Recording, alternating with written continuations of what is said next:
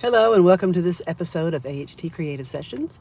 So today I want to talk a little bit about my past. I don't think I've talked too much about it, but I think it's kind of important for you to know, why I'm here, not just because, I've won awards and I had a hit and all that kind of stuff, but there's people who've had a lot more success than I have, and I'm not putting me down. I'm just saying that's the truth.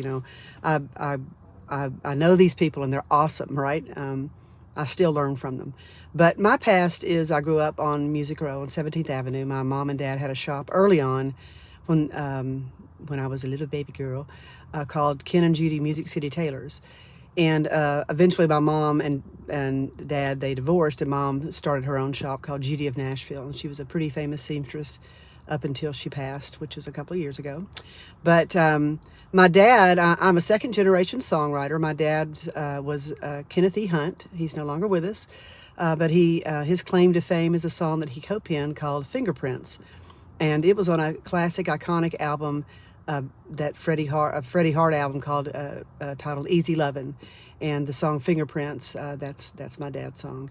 And so I grew up in and around stars and songwriters, and it was my whole life, my entire life.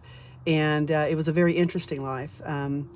I remember, well, I don't remember, but when I was like 3 or 4 years old, something like that, we lived across the street from RCA Records, the old RCA Records building, and the Monkees were in the yard doing a photo shoot, and Mom said she turned around and I was out the door.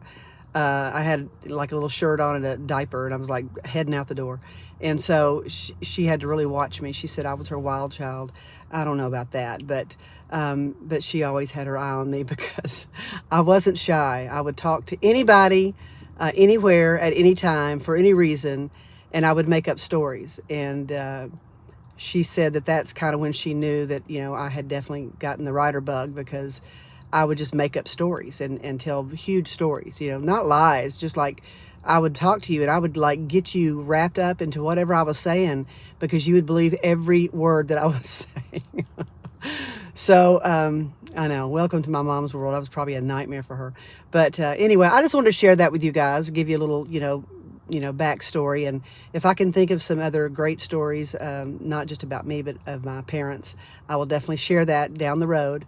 But today, I'm still, challenging you to be creative and write and take those titles I gave you yesterday, Already Gone, and